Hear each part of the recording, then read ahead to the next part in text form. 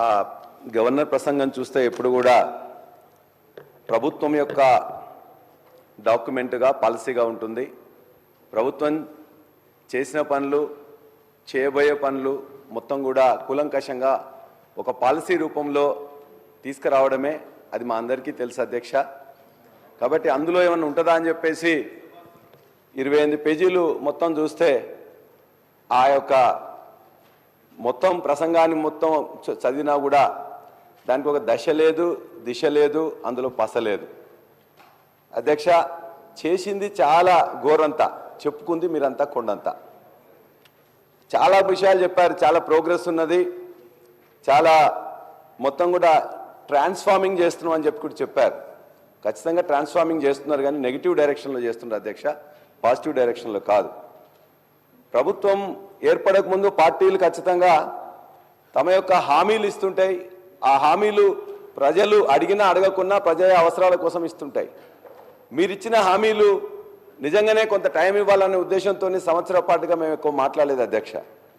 మీరు ఎవరు ప్రజలు అడగకున్నా మీరు బాండ్ పేపర్స్ ఇచ్చిండ్రు, నమ్మకం కలిగించడానికి డేట్స్ ఇచ్చిండ్రు, అదేవిధంగా డెడ్ లైన్స్ ఇచ్చిండ్రు, కానీ వాటిని ఇప్పటివరకే అన్ని అంశాల మీద కూడా పదే పదే తప్పిండ్రు అధ్యక్ష.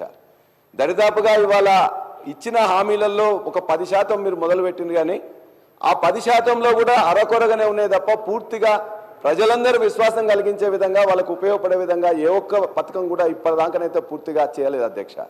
మిగతా 90% హామీలు కూడా ఖచ్చితంగా ఇవాళ చేయలే. ఒక విధంగా చెప్పాలంటే ఈ ప్రాంతంలో నేను చదువుకోవడం కానీ లేకపోతే చూస్తే 19 ప్రజాస్వామిక ప్రభుత్వాలు ఈ తెలంగాణ ప్రాంతానికి ఇప్పటిదాకా 1951 నుంచి వస్తే, ఆ 1951 తర్వాత తెలంగాణ ఏర్పడిన తర్వాత 3 ప్రభుత్వాలు వస్తే, ఇన్ని ప్రభుత్వాల్లో కూడా ఇంత అప్రజాస్వామికంగా ఇంత అహంకారపూరితంగా ఉన్న ప్రభుత్వం మాత్రం ఎక్కడ లేదు అధ్యక్ష.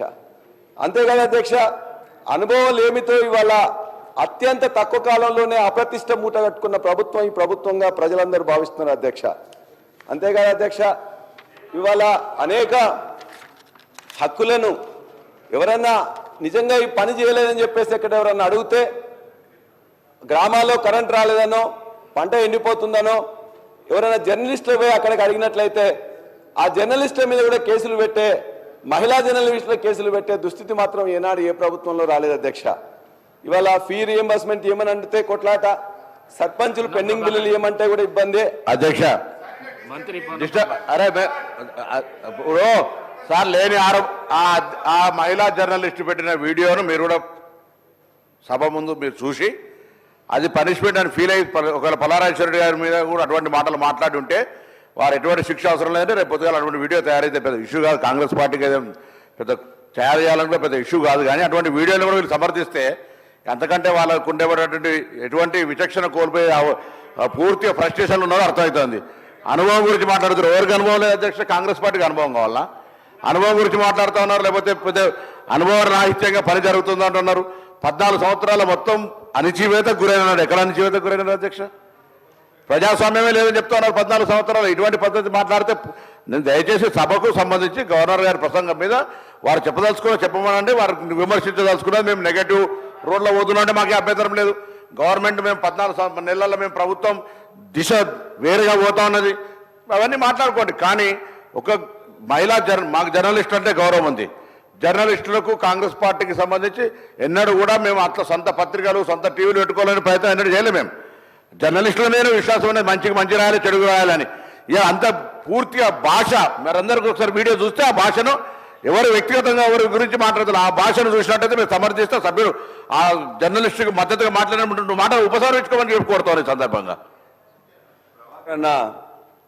ధన్యవాదాలన్నా, మీరు వారికి సింపతి ఉన్నందుకు. నేను అడిగేది ఏంటంటే అన్న, వారు మాట్లాడింది కాదు, వారు ఎక్కడైతే వారి యొక్క కొన్ని రికార్డ్ చేసి వాళ్ళు చేసినవన్నీ కూడా ప్రజల యొక్క భావాలుగా వచ్చినాయి. ఒకవేళ వాళ్ళు మహిళలు కాబట్టి నా రిక్వెస్ట్ ఏంటంటే అధ్యక్ష, 2 మహిళా జర్నలిస్టులని టెర్రరిస్టులు చేసింది కాబట్టి ఆ రేవతి తన్వి యాదవ్ మీద కొద్దిగంత సానుకూలంగా మీరు దయచేసి ఆలోచించి వాళ్ళని విడుదల చేయాలని కోరుతున్నాం. అదేవిధంగా ఇది ఒక పాలసీ ఉందని చెప్పేసి అనుకుంటే పాలసీ మాత్రం వాళ్ళ యొక్క మీరు చూడండి అధ్యక్ష ఎట్లా ఉన్నాయి వాళ్ళ ఫోటోలు. ఇవాళ తెలంగాణ అస్తిత్వం మీద ఇక్కడ చాలా అంశాలు మీరు రాశారు. ఇందులోనే ఒకటి ఏం చేసిండ్రు, మొత్తం కూడా ఆనవాళ్ళన్నిటి కూడా ఉండకుండా చేస్తామని తెలంగాణ తల్లి రూపురేఖలను మార్చారు. తెలంగాణ స్టేట్ టీఎస్ అని ఉంటే టీజీ అని మార్చారు. ఇవాళ లేటెస్ట్గా గవర్నర్ గారు ప్రసంగం చేసిన రోజునే వాళ్ళు ఇవాళ ఒక ఎడ్యుకేషన్ డిపార్ట్మెంట్ రిలీజ్ చేసింది అధ్యక్ష లోగో.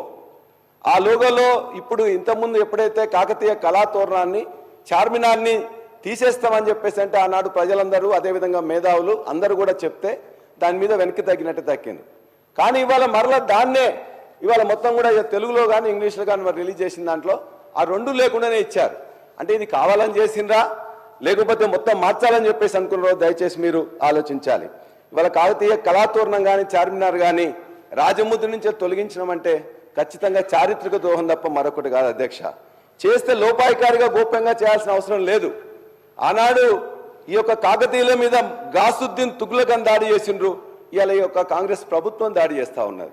మేము అడుగుతున్నాం అధ్యక్ష, ఇవాళ ఈ యొక్క నీటిపారుదల విప్లవాన్ని తెలంగాణలో తీసుకొచ్చింది కాకతీయులు. గొలుసుకట్టు చెరువులు కానీ 46,000 చెరువులను నిర్మించింది కూడా వాళ్ళే అధ్యక్ష.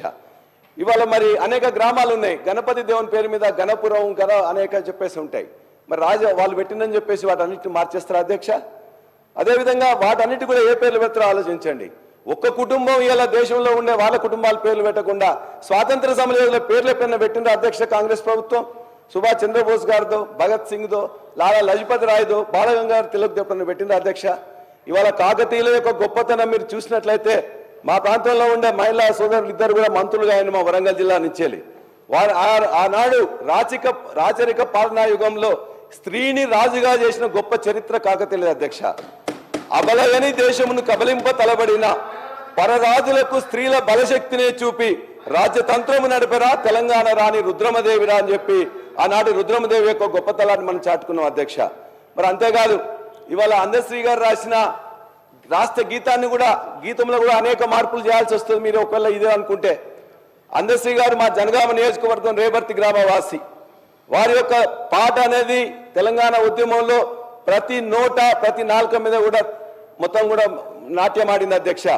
ఆయన కూడా రాసిండు, పోతున్నది పురిటిగడ్డ రుద్రమది వీరగడ్డ గండర గండెడు కుమరం భీముడే నీ బిడ్డ కాకతీయ కళాప్రభల కాంతిరేక రామప్ప గోలుకొండ నవాబుల గొప్ప వెలుగే చార్మినార్.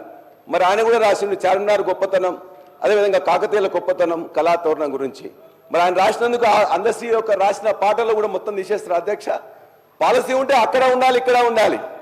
అదేవిధంగా అన్నం పెట్టి చెరువులను నింపి చెరువులు నిర్మించిన ఇవాళ దానికే బరకత్ ఉంటుందని చెప్పేసి ఆనాడు కేసీఆర్ గారు మిషన్ కాకతీయ అని పెట్టి వాటిని మళ్ళా పునర్నిర్మాణం చేసింది కేసీఆర్ గారు.